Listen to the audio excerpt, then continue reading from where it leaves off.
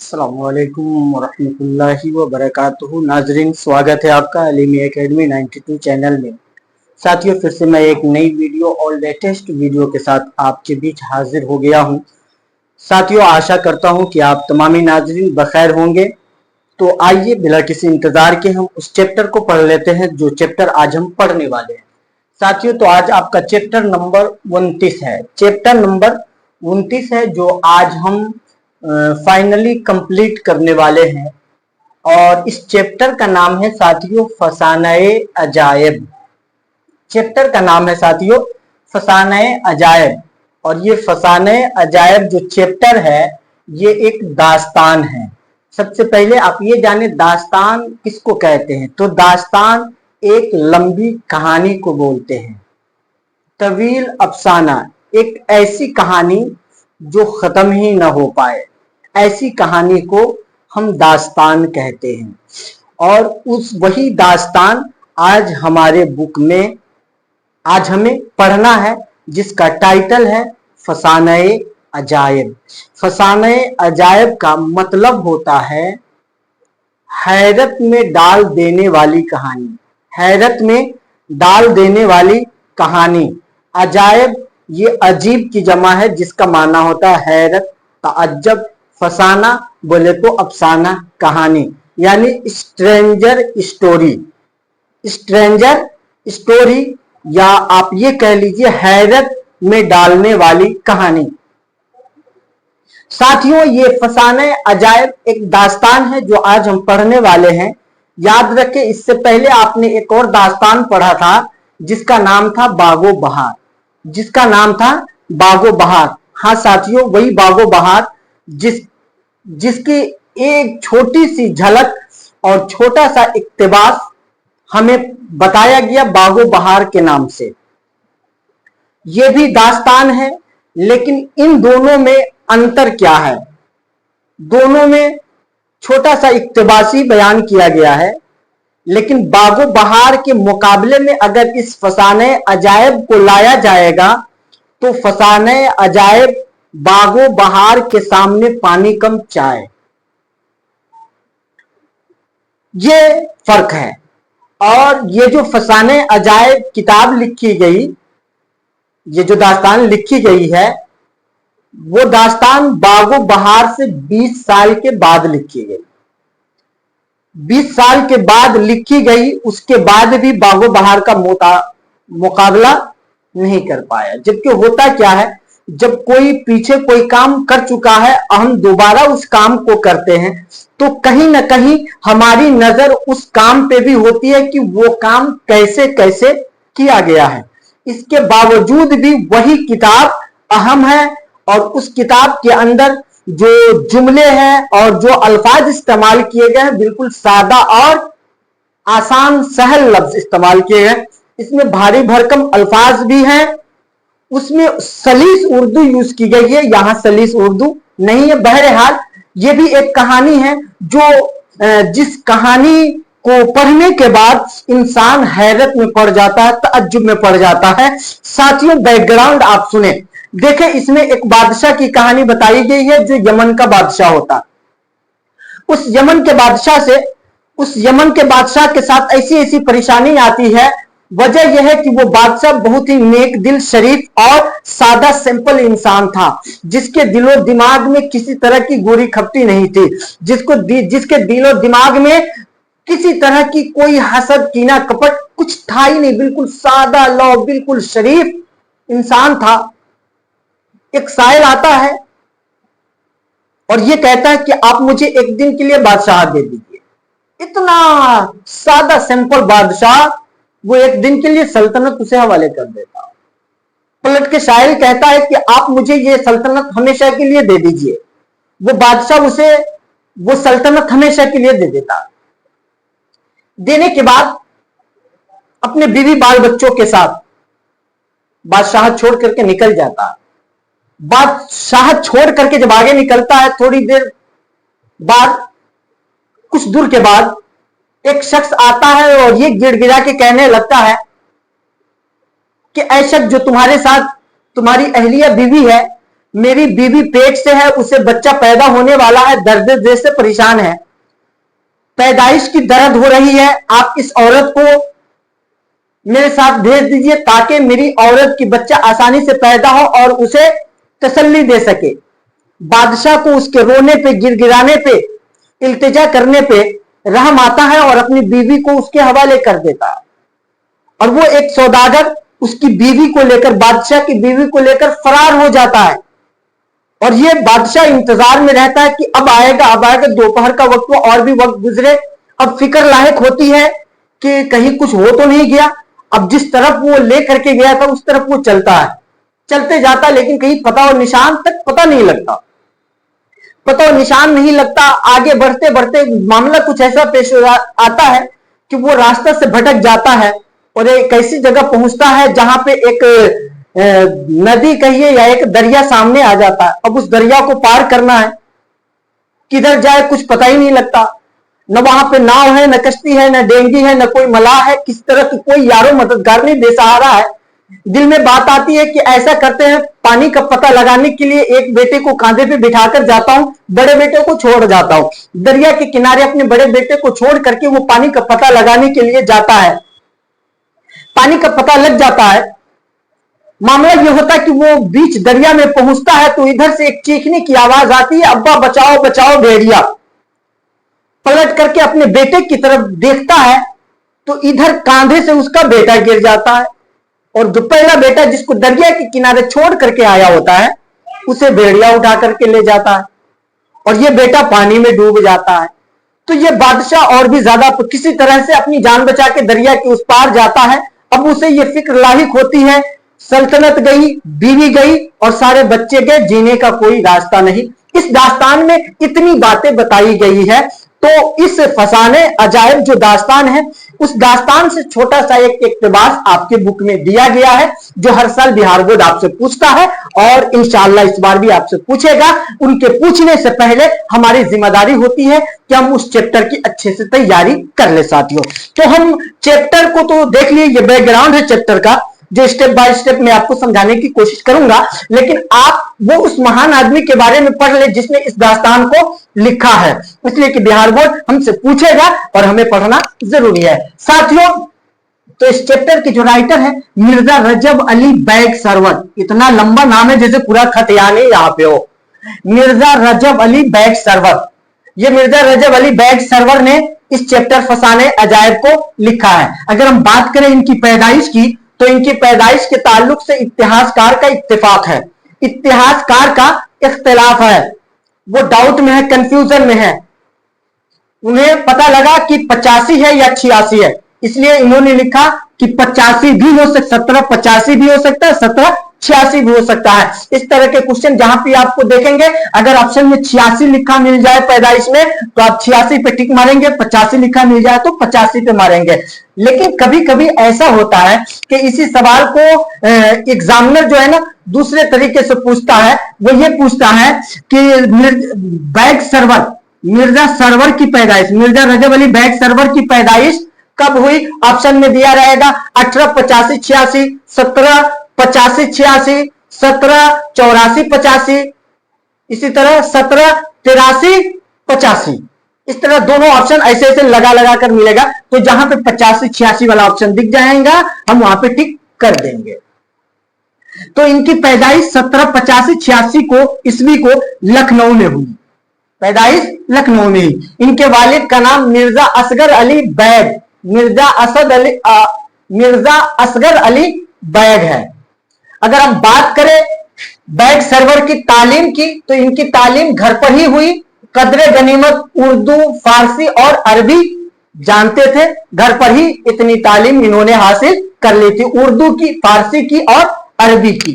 अगर हम बात करें इनके आगे की, इनके उस्ताद कौन कौन हैं, तो इनके उस्ताद दो ठो हैं, एक है आगा नवाजिश, दूसरे हैं मीर सोज और दूसरे आगा नवाजिश है।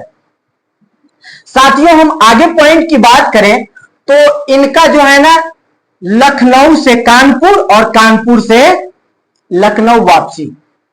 गाजी हैदर के जमाने में लखनऊ से ये सरवर साहब कानपुर आ गए और नसीरुद्दीन हैदर के जमाने में फिर कानपुर से लौट करके लखनऊ आ गए। मिर्जा रजब अली बैग सरवर, अहदे वाजिद अली, अहदे वाजिद अली शाह, ये बहुत बड़ा नवाब गुजरा है।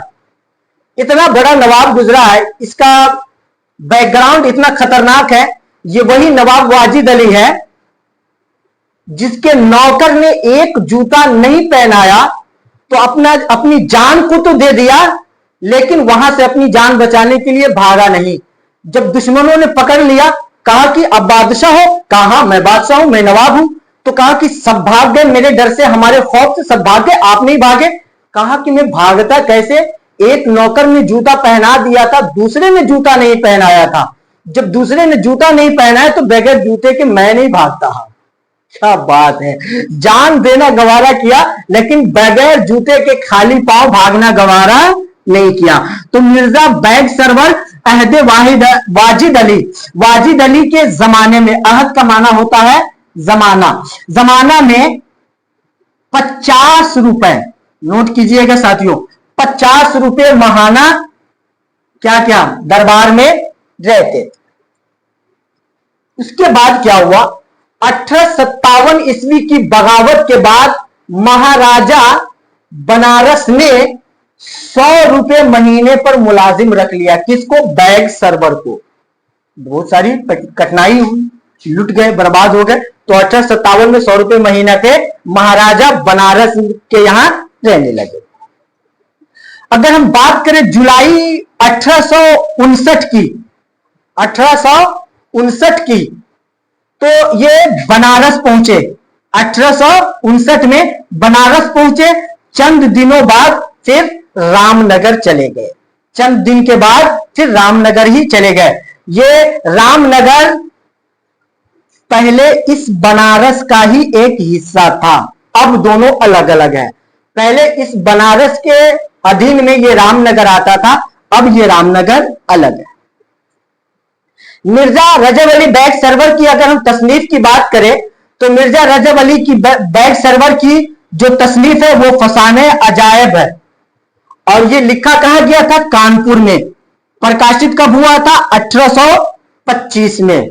ये कानपुर में लिखी गई फसाने अजायब दास्तान, और प्रकाशित जो हुआ वो 1825 में, 1825 में। साथियों, अगर हम मिर्जा रजब अली बैग की किताबों की बात करें जो इन्होंने लिखा है, तो वो किताब कौन कौन है, सरवर सुल्तानी, शगुफाए मोहब्बत, शगुफाए मोहब्बत, शबिस्ताने सरवर, गुलजारे सरवर, फसाने इबरत वगैरह वगैरह, और भी बहुत सारी किताबें हैं।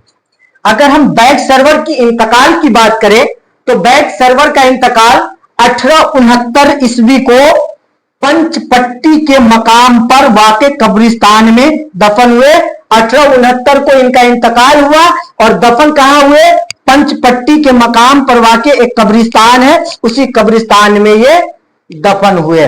और ये जो कहानी है फसाने अजायब, जो दास्तान है, ये किस पे फिल्माया गया है, किस पे बताया गया है, इसका मेन कैरेक्टर ये है यमन का बादशाह। यमन का वो बादशाह जो बिल्कुल शरीफ इंसान था, लेकिन इसके साथ इंसाफ नहीं हुआ। इस बादशाह की जिंदगी या तो इनकी बेवकूफी थी या किस्मत को शायद यही मंजूर था। देखिए होता क्या है, कभी कभी इंसान की जिंदगी में ऐसे हालात पेश आ जाते हैं कि इंसान अच्छे बुरे का फर्क नहीं कर पाता है, अंजाम नहीं सोच पाता है, और वो आनन फानन फैसला कर लेता है। इस कहानी से हमें एक सीख ये मिलती है कि इंसान को कोई भी फैसला मुस्तकबिल को देखते हुए करना चाहिए कि फ्यूचर, ये जो मैं फैसला ले रहा हूं, इस फैसले का जो नतीजा है वो भविष्य में क्या आने वाला है।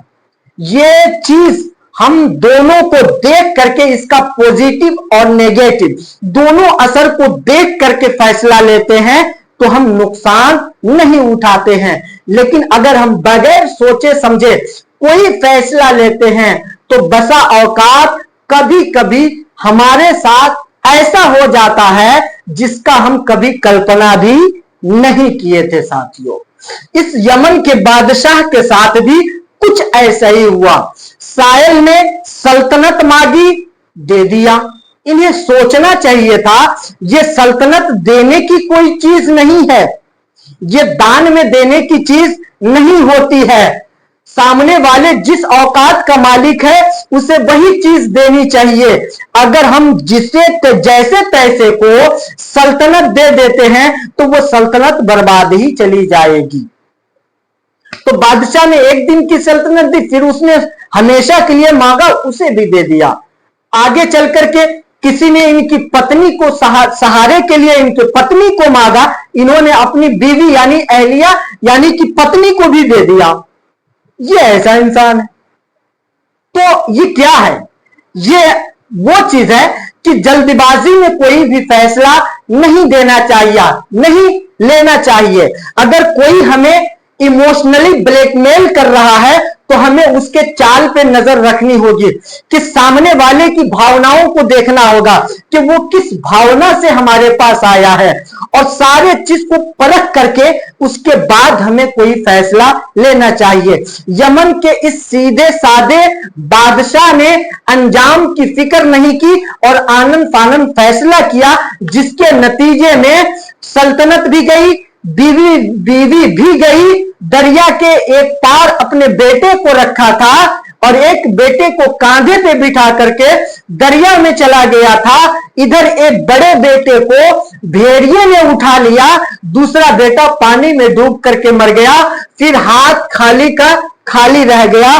तो जैसी करनी वैसी भरनी। अगर हम अंजाम सोच करके कोई काम करते हैं तो हमारे सामने फ्यूचर अच्छा होता है, क्योंकि हम पहले ही डिसाइड कर चुके होते हैं कि हम ये काम करते हैं तो हमारा फ्यूचर कैसा होगा, हमारा फ्यूचर चमकदार होगा या अंधकार में होगा, हम पहले ही सोच चुके होते हैं। तो कोई भी फैसला लेने से पहले हमें 100 बार सोच लेना होता है। अगर हम नहीं सोचते हैं फिर अंजाम हमारे साथ बुरा होता है। इस कहानी का सीधा मतलब यही है, उद्देश्य यही है कि हमें कोई भी फैसला या कोई भी काम मुस्तकबिल को देख करके करना चाहिए कि मुस्तकबिल में इसका असर क्या पड़ने वाला है। मुस्तकबिल में यानी कि भविष्य में इसका असर क्या होने वाला है, ये देख करके हमें कोई काम या कोई फैसला करना चाहिए। अगर हम ऐसा सोच करके, देख करके, परख करके किसी काम की शुरुआत करते हैं तो वो काम असफल नहीं बल्कि सफल होता है, और जिस काम को अच्छे फैसले के साथ हम शुरू करते हैं वो काम असफल नहीं बल्कि सफल होता है। साथियों, यहीं पे हमारा ये दास्तान कंप्लीट होता है। उस दास्तान से एक इक्तिबास जो हमारे बिहार बोर्ड के कहकशा उर्दू में चैप्टर नंबर 29 में जो दर्ज है, जिसके बारे में बिहार बोर्ड हर साल 4 से 5 क्वेश्चन पूछता है, इसलिए ये चीजें हमें अपने माइंड में कवर करके रखना होगा, ताकि जब भी इस चैप्टर से हमसे क्वेश्चन पूछा जाए तो हम किसी क्वेश्चन को छोड़ करके ना आए बल्कि उस क्वेश्चन को सॉल्व करके आए। वो सारे यही कंटेंट है और सारे यही पॉइंट है जो आपसे बार बार बिहार बोर्ड पूछता है। आशा करता हूं कि ये वीडियो और ये कंटेंट आपको पसंद आया होगा। अगर पसंद आया है तो वीडियो को लाइक कर देंगे। आइए लगे हाथ क्वेश्चन आंसर को देख लेते हैं। साथियों, इतने देर में आप जो लोग अभी तक वीडियो को शेयर नहीं किए वो शेयर कर देंगे, और जो लोग इस चैनल पे नए हैं चैनल को सब्सक्राइब कर देंगे और बेल आइकन को दबा देंगे, ताकि जो भी वीडियो इस चैनल के माध्यम से अपलोड की जाएगी उसका नोटिफिकेशन सबसे पहले आपको मिल पाएगा। बिना किसी इंतजार के आइए क्वेश्चन आंसर को देख लेते हैं। साथियों, सबसे पहला क्वेश्चन आपका किया ये जा रहा है कि फरखिंदा बख्त किसको कहा गया है। तो फरखिंदा बख्त जो है ना, इस बादशाह को कहा गया है। फरखिंदा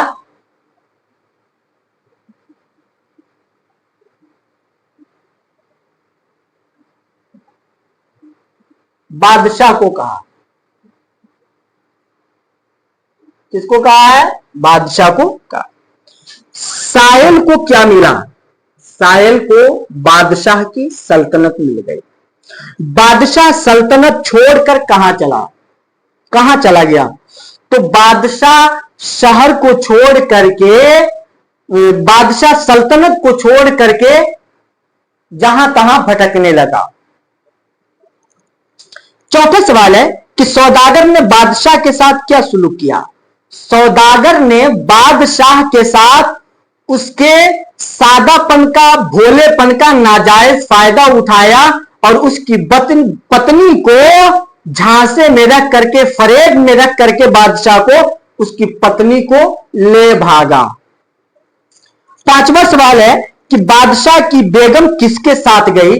तो बादशाह की जो बेगम गई थी वो सौदागर के साथ गई। अब देखिए एक और सवाल है कि बादशाह किस मिजाज का आदमी था? तो बादशाह बड़े ही नेक दिल, साफ सीधा सपाटा, सादा लौह, नेक दिल इंसान था। दूसरा सवाल है कि सौदागर ने बादशाह से क्या कहा? तो सौदागर ने बादशाह से कहा कि मेरी बीवी बच्चा पैदा करने वाली है, दर्द से बच्चा पैदा होने का दर्द हो रहा है, उसे तसल्ली की जरूरत है, एक औरत की वहां पे जरूरत है। यही बादशाह से सौदागर ने कहा था कि आप अपनी बीवी को मेरे साथ भेज दीजिए। तीसरा सवाल है कि बादशाह की परेशानी क्यों बढ़ गई? बादशाह की परेशानी बढ़ गई कि सल्तनत चली गई, साथ में एक जीवन साथी वो भी चली गई, इसलिए अब कोई ठिकाना नहीं रहा, जिसकी वजह से बादशाह को परेशानी हुई। चौथा सवाल है कि बादशाह के बच्चे कहां गए? तो बादशाह के जो बच्चे थे, कहानी में अभी आपको बताया गया कि एक बड़ा बेटा जिसको भेड़िया ले गया और दूसरा छोटा बेटा जो कांधे पे बादशाह बिठा रखा था जिसे, वो उस दरिया में डूब करके मर गया। तो साथियों ये मुख्तसर छोटा सा सवाल था जो आपका कंप्लीट होता है। उम्मीद करता हूं कि आपको ये वीडियो समझ में आई होगी। वीडियो समझ में आती है तो इसे लाइक तो बनता है, इसे लाइक कर देंगे, ज्यादा से ज्यादा अपने दोस्त यार फ्रेंड्स में शेयर कर दे, और जो लोग इस चैनल पे नए हैं चैनल को सब्सक्राइब कर देंगे और साथ में बेल आइकन को दबा देंगे ताकि हर रोज आने वाली वीडियो सबसे पहले आप तक पहुंच सके। आज की वीडियो में बस इतना ही, आपसे इजाजत चाहता हूं। खुदा हाफिज, अस्सलामु अलैकुम।